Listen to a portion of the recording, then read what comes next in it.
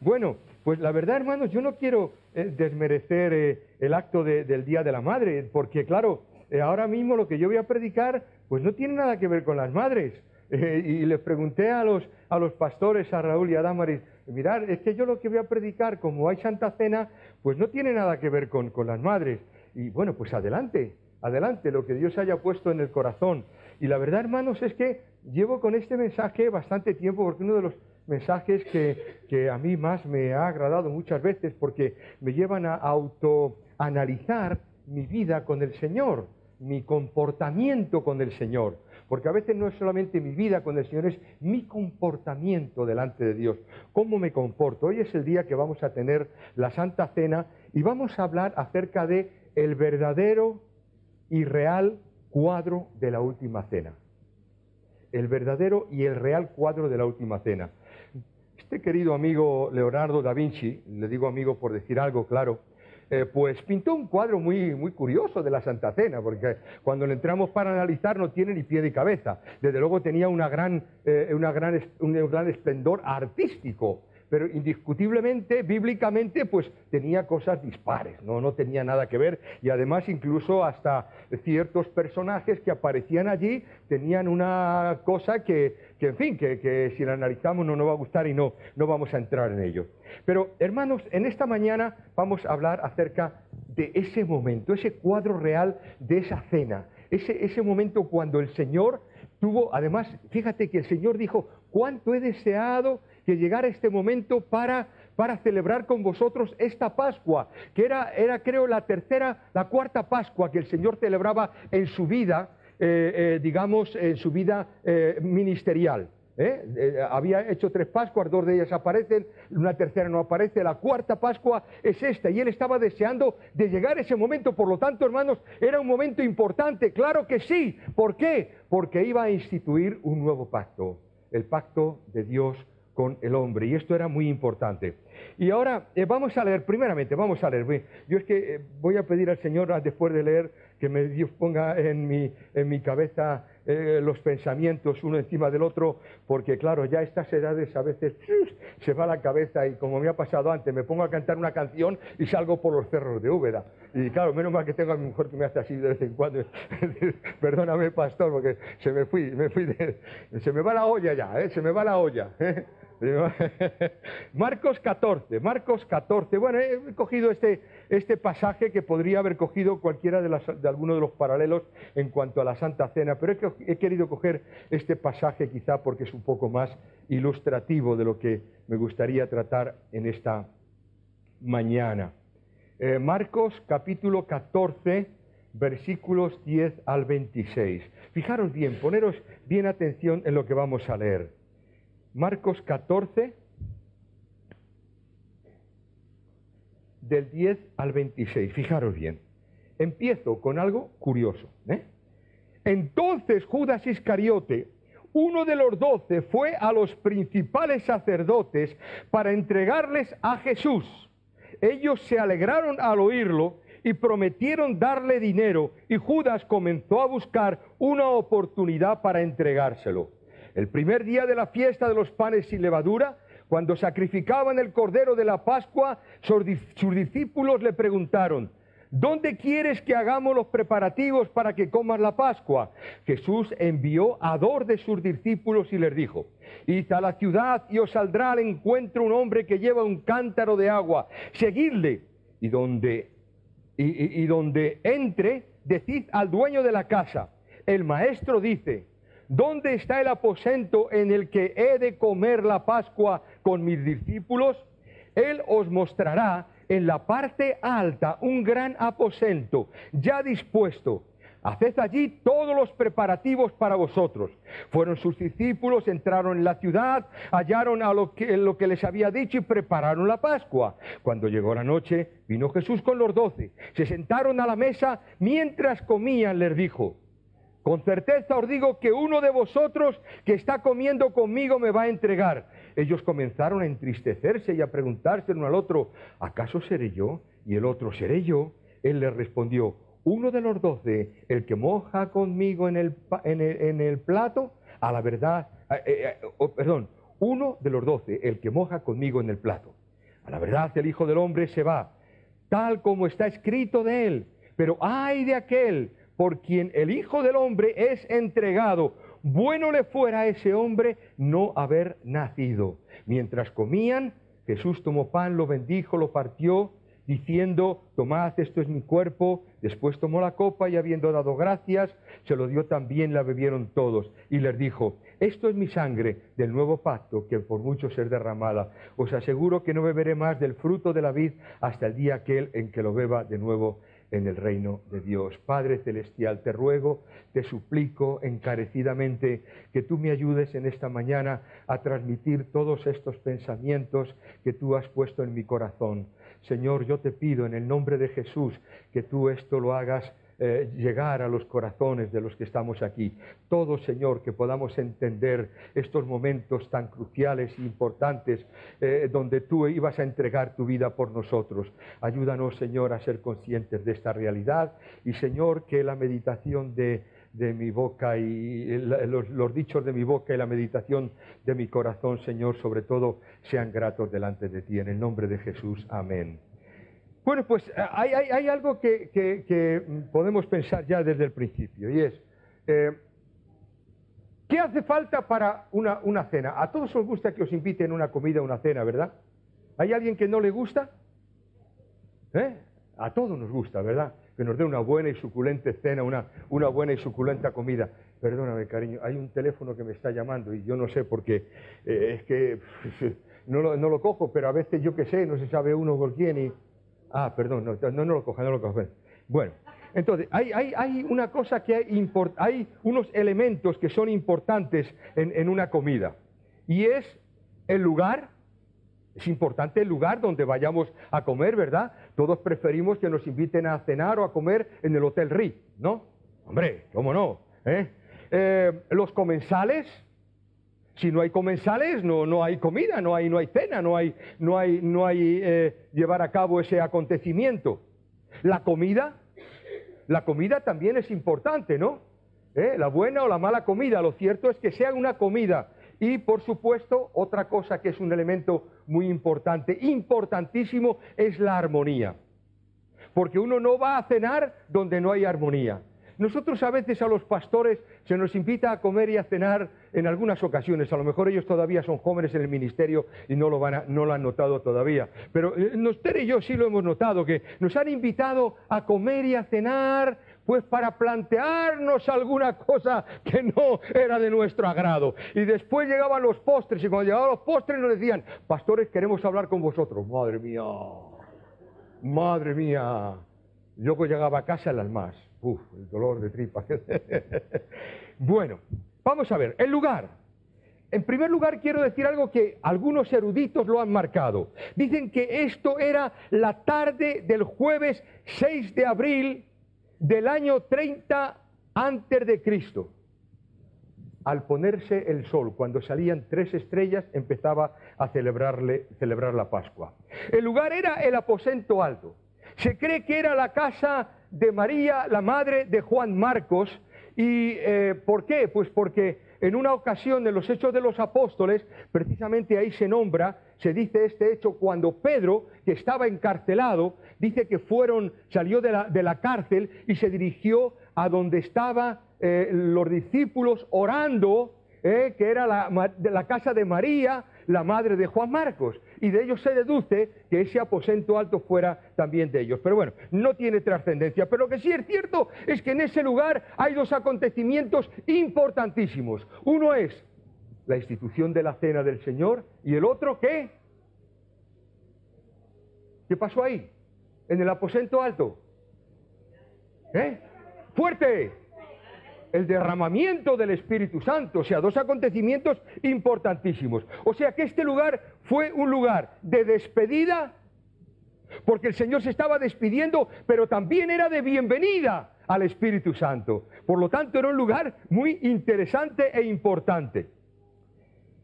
Dos acontecimientos, como he dicho, muy importantes. En este lugar tendría la más grande revelación del pacto de Dios con los hombres. Había habido muchos pactos anteriormente, pero este era el último pacto que Dios iba a establecer con los hombres. El pacto basado en la muerte de Cristo para que la gracia y la salvación de Dios pudiera llegar a tu vida y a la mía. Por lo tanto, este lugar tenía una gran relevancia. Los comensales y los comensales. Los que estaban allí. Hermanos, yo no sé cuántos de vosotros habéis leído este texto con una mente poquito, digamos, investigadora y crítica, porque es importante, porque daros cuenta que no solamente son estas palabras que hay aquí, es que en el aposento alto, en el momento de la institución de la Cena del Señor, hubo un discurso impresionante del Señor, y es más, hubo la más larga oración del Señor reflejada en las Escrituras, y precisamente esta oración que hizo el Señor no fue por Él mismo, sino fue por sus discípulos. ¿Qué os parece? Los comensales, todos estaban con diferentes estados de ánimo. Voy a poner el primer estado de ánimo que algunos tenían, porque unos estaban disputando, aunque esto casi ya fue al final, unos estaban disputando quién sería el mayor entre ellos. Mira lo que dice la Escritura. También se produjo entre los apóstoles una discusión sobre quién sería de ellos el mayor. Mas Jesús les dijo: los reyes de las naciones se enseñorean de ellas, y quienes tienen autoridad sobre ellas se hacen llamar bienhechores. Pero entre vosotros no debe de ser así. Antes, al contrario, el más importante entre vosotros sea como el más joven, y el que dirige como el que sirve. ¿Cuál es el más importante? ¿El que se sienta en la mesa o el que sirve? No es el que se sienta en la mesa. Sin embargo, yo estoy entre vosotros, dice el Señor, como el que sirve. Pero vosotros sois quienes habéis permanecido conmigo en mis pruebas. Por eso yo dispongo para vosotros un reino, como mi Padre lo dispuso para mí, para que comáis y bebáis en mi mesa, en mi reino, y os sentéis en tronos para juzgar a las 12 tribus de Israel. O sea, daros cuenta de las circunstancias, hermanos. Jesús va a hacer algo, o estaba haciendo ya algo importante. Estaba dándoles a entender la gran salvación que venía sobre la humanidad y especialmente sobre ellos. La salvación a través de su muerte, de su entrega de cuerpo y de su sangre. Y ellos pensando quién sería el mayor entre ellos. Hermanos, esto no es cualquier cosa, porque precisamente era importante en la Pascua saber quién y cómo se tenían que sentar cada uno en la mesa. No era cualquiera, cada uno, los más relevantes tenían que sentarse cerca del anfitrión. Y este fue precisamente lo que hizo Juan. Juan dice la palabra de Dios que estaba cerca de Jesús. Es más, estaba recostado sobre el pecho del Señor. Juan, el apóstol, estaba recostado sobre el pecho del Señor. El joven Juan, hermanos. Esto, ¿cuándo lo dice la palabra? ¿Os acordáis cuando Pedro se encuentra de nuevo con el Señor y allí está en la playa, y entonces el Señor le dice tres veces: me amas, me amas, me amas, y entonces Pedro dice: ¿y qué de este? Hablando de Juan, ¿qué es de este? Y dice el evangelista, refiriéndose a él, era aquel que estaba en el momento de la cena recostado el pecho sobre el Señor. O sea, era una persona, hermanos, que estaba cerca del corazón del Señor. Ahora bien, fijaros una cosa, hermanos, todo ese cuadro que se nos pone de Leonardo da Vinci no tiene nada que ver, porque ese cuadro es tipo fotografía, ¿verdad? Era una especie de U, que donde estaban unos al lado de otros, y el anfitrión aquí, y estaban un poquito como, digamos, casi enfrente. Por lo tanto, hermanos, todos estaban cerca del Señor. Todos estaban, digamos, oyendo el latido del corazón del Señor, aunque Juan estaba más cerca. Y sin embargo, curiosamente, hermanos, no entendieron lo que estaba pasando allí.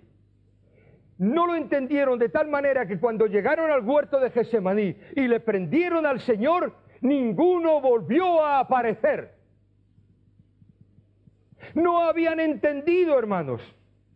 Y esto me hace pensar cuántas veces nosotros, hermanos, que decimos que estamos cerca del Señor, que decimos que entendemos al Señor, que decimos que estudiamos su palabra, que decimos que sabemos del Señor, aparentemente estamos cerca, pero desgraciadamente muchas veces estamos lejos porque no entendemos al Señor. Poneros la mano en el corazón, hermanos. ¿Cuántas veces con nuestras acciones? ¿Cuántas veces con nuestra forma de ser? ¿Cuántas veces por nuestra indiferencia? ¿Cuántas veces por tantas cosas, hermanos, que hacemos en nuestra vida, no estamos cerca del Señor? Y lo importante, hermanos, yo diría no es que estemos... Lo importante no es que estemos cerca del Señor, sino que el Señor le dejemos estar cerca de nosotros, en nuestro corazón, reinando en nuestra vida. Otro comensal, Pedro. Pensando que no necesitaba que Jesús hiciera nada por él, pero yo diría no como un sentimiento de prepotencia, porque Pedro necesitaba del Señor. Quizá Pedro estaba tratando este asunto como una especie de ejercicio de falsa humildad. Bueno, yo realmente, Señor, a mí no me hagas nada, ¿eh? ¿Y cuántas veces nosotros somos así, hermanos? No, yo ya lo sé todo. Yo ya lo entiendo todo. Yo ya he hecho bastante. Yo ya... No, tú no sabes nada, hermanos. En 50 años de ministerio os quiero decir una cosa, yo no sé nada todavía. Sabré cuando el Señor me lleve a su presencia. Pero estamos aquí constantemente aprendiendo y nunca jamás podemos dejar ni un ápice de lo que Dios quiera darnos en nuestra vida, porque todo será importante para nosotros. Lo que quería hacer Jesús en este momento es que no perdiera ni un ápice de la bendición que iban a recibir a partir de ahora. Daros cuenta lo que le dijo Jesús a Pedro: si no te lavo los pies no tendrás parte conmigo. Pero esto no fue suficiente para Pedro, porque después, pasado el tiempo de la cena, Jesús se dirige directamente a Pedro cuando le había dicho: Pedro, si no te lavo los pies no tendrás parte conmigo. Y lo que te voy a hacer ahora no lo vas a entender ahora, lo vas a entender después. Y esto, hermano, lo hace el Señor constantemente en nuestra vida. ¿Cuántas cosas ocurren que no las entendemos ahora, que no las comprendemos, hermanos? No podemos meter a Dios en nuestras manos, en nuestro puño y comprenderlo. No lo entendemos. Yo no comprendo, hermanos. Yo no comprendo, hermanos, cómo a veces vienen enfermedades terribles a nuestra vida o vienen desgracias a nuestra vida. No lo entiendo, no lo comprendo. Pero me dice el Señor, más tarde lo comprenderás y lo entenderás. Pero Pedro esas palabras no las había captado, de tal manera que el Señor les dice: ¿sabes una cosa, Pedro? El diablo me ha pedido para zarandearos como a trigo, pero yo he pedido que tu fe no falte. Y Pedro dice: Señor, yo iré contigo a la cárcel, yo iré contigo a hacer lo que sea, yo iré contigo, yo haré lo que sea. Hermanos, no aprendemos. No aprendemos, hermanos. Estamos, hermanos, yo creo, fijaros bien lo que voy a decir, hermanos, y esto no es ninguna cosa profética. Yo no soy ni un profeta, hermanos, pero yo veo los tiempos y veo las circunstancias que están pasando en nuestra vida, hermanos.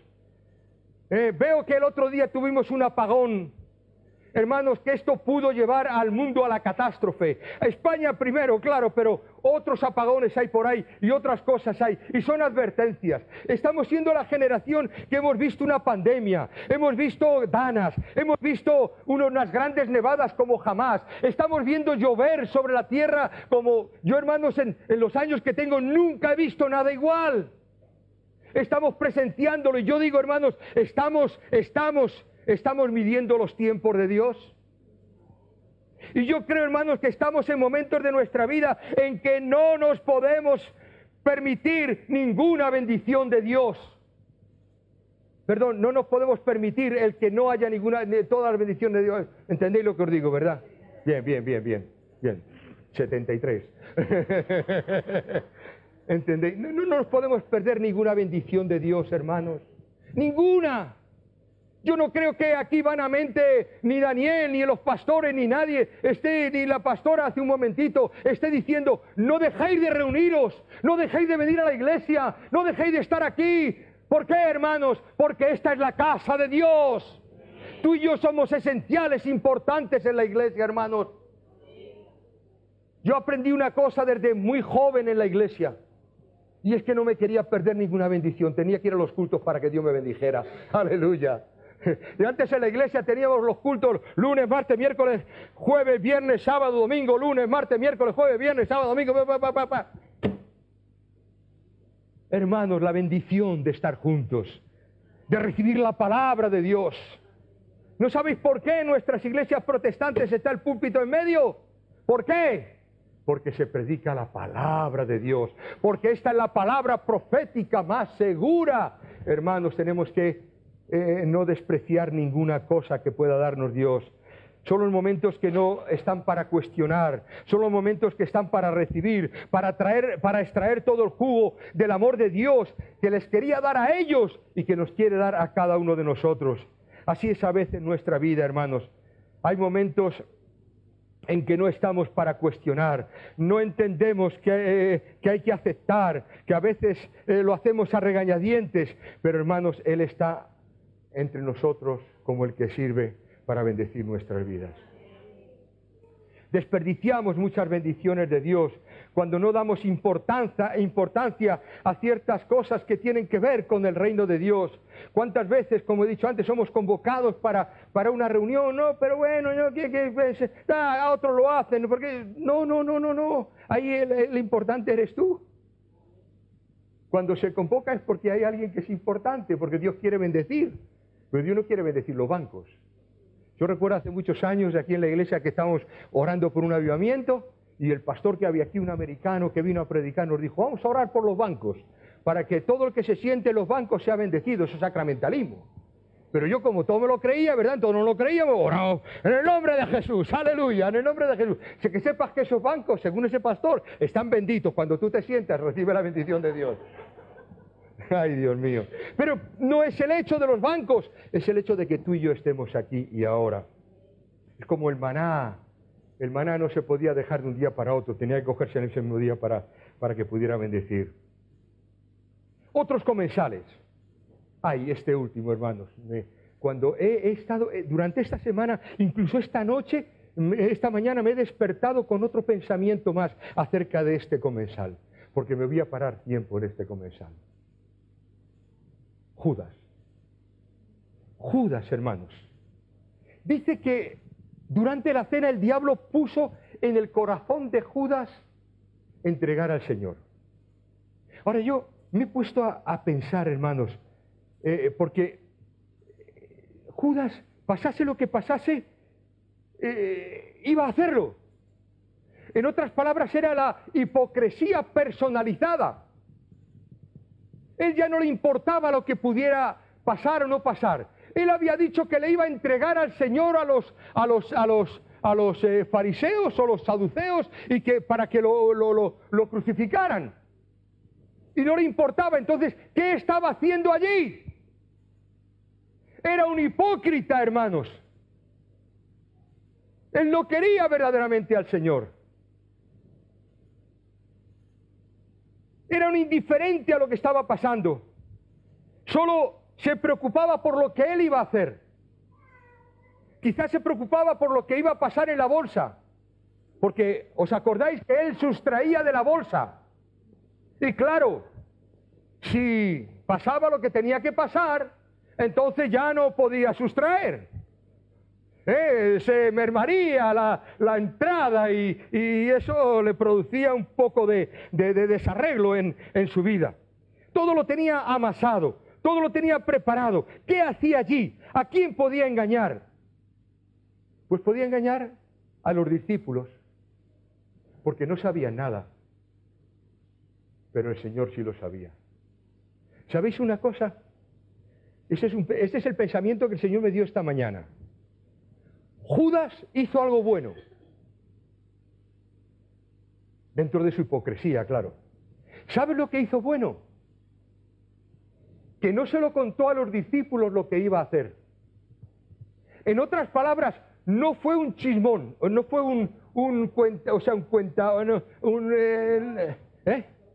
murmurador, y no. Él no dijo nada a los discípulos.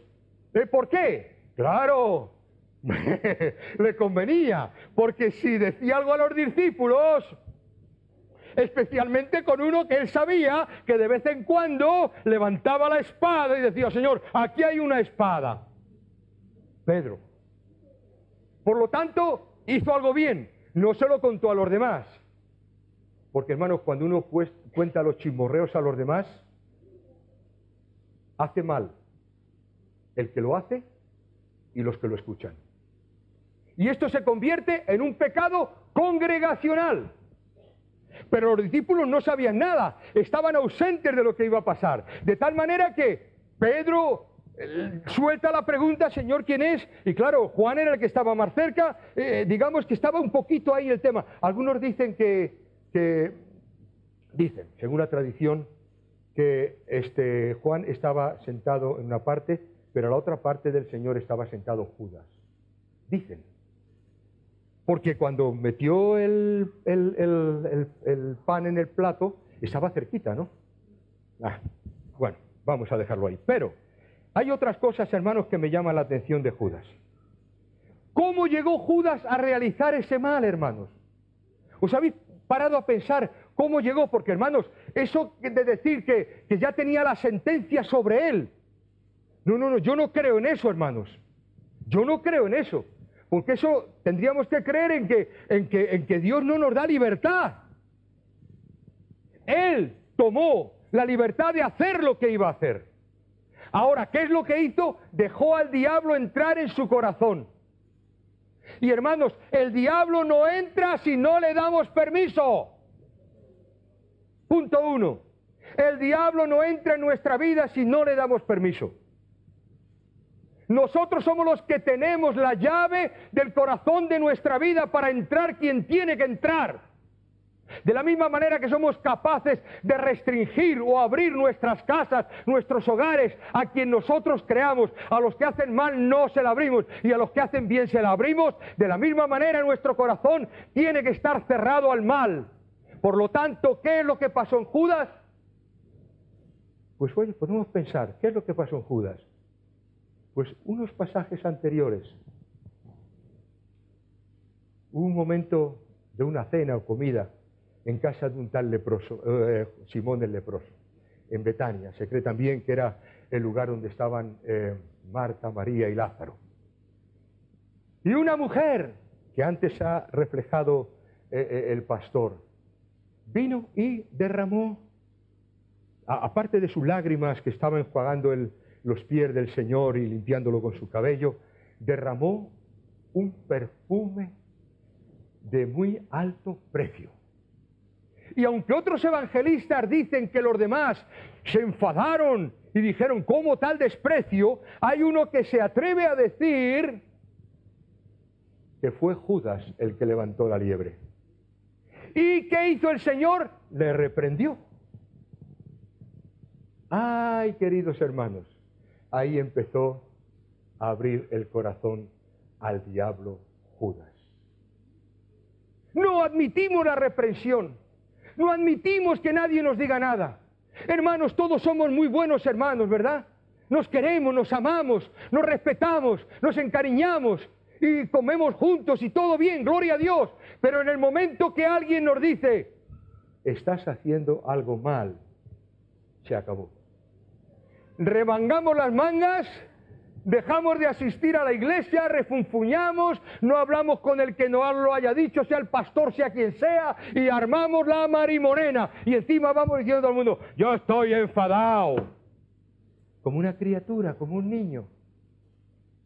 Quizá pudo ser eso, quién sabe, si lo que produjo en Judas fue una animadversión contra su maestro.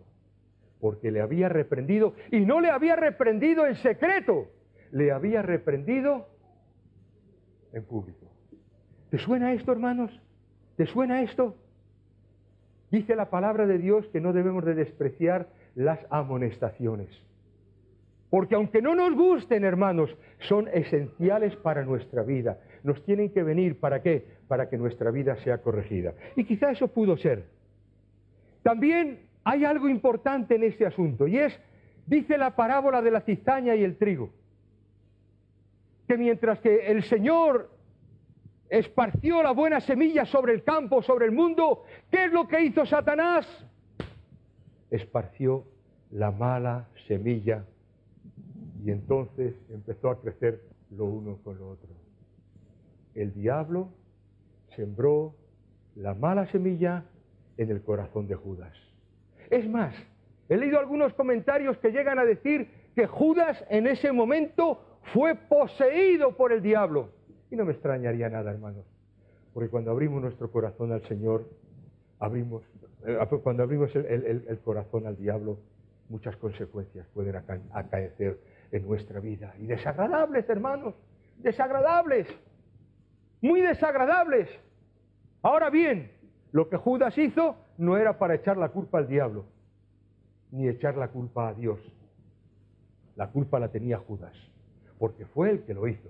Y cuando nosotros pecamos, no tenemos que echar la culpa a los demás. Y cuando nosotros somos parte de cualquier cosa mala que la cual nos metemos, no tenemos que echar la culpa a los demás. Tenemos que culparnos a nosotros mismos y decir, yo soy el único culpable de lo que ocurre en mi vida delante de Dios. Y lo que tenemos que hacer es arrepentirnos.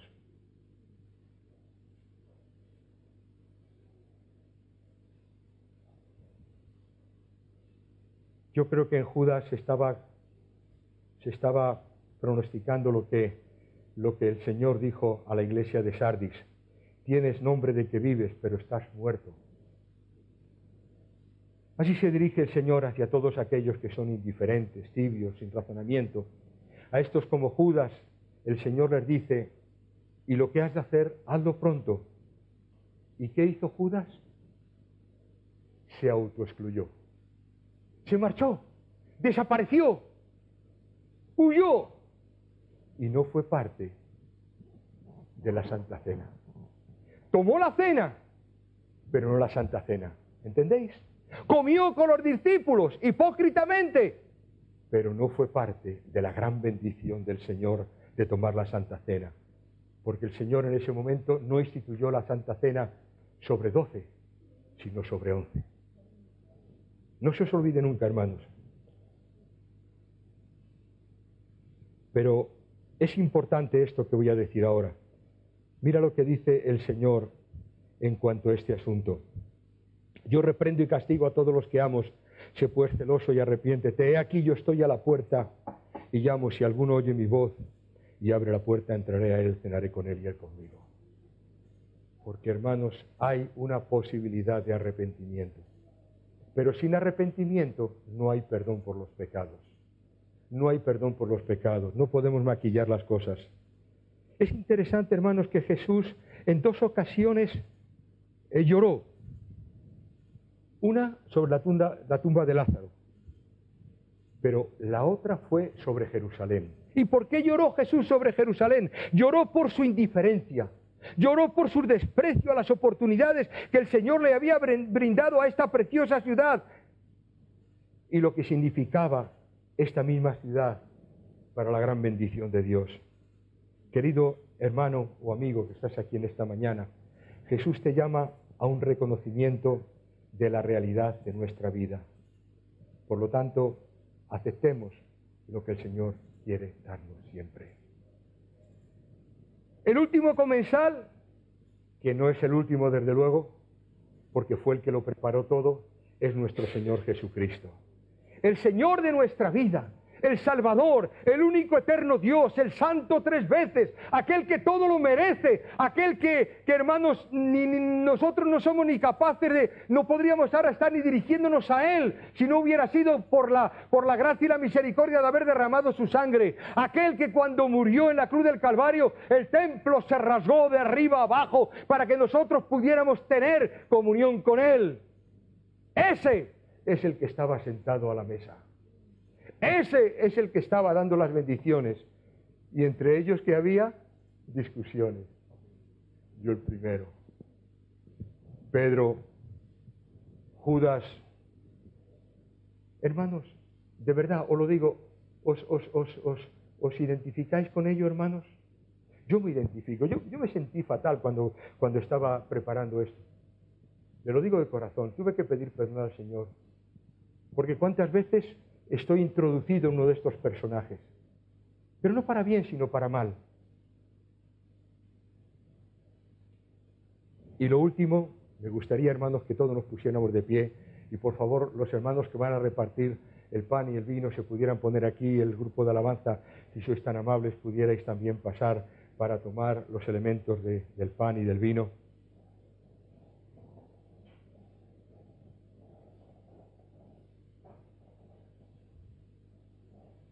Porque hay algo también muy importante en este momento. Son los elementos del pan y del vino. Si os dais cuenta, no se dice si el cordero era bueno o era malo. No se dice si los otros alimentos que estaban puestos en la mesa tenían buen sabor o menos sabor. No. Lo importante aquí son dos elementos. Por favor, coger los elementos. El pan y el vino. ¿Y el pan representa el qué?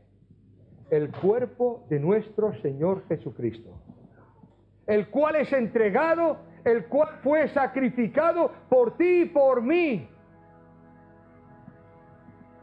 Y el vino, la sangre de nuestro Señor Jesucristo, derramada una vez y para siempre, la cual no podemos menospreciar volviendo a pecar o volviendo a nuestra condición antigua, sino todo lo contrario, arrepintiéndonos que la sangre de Jesucristo sea de nuevo imputada sobre nuestra vida y podamos tener el perdón de los pecados.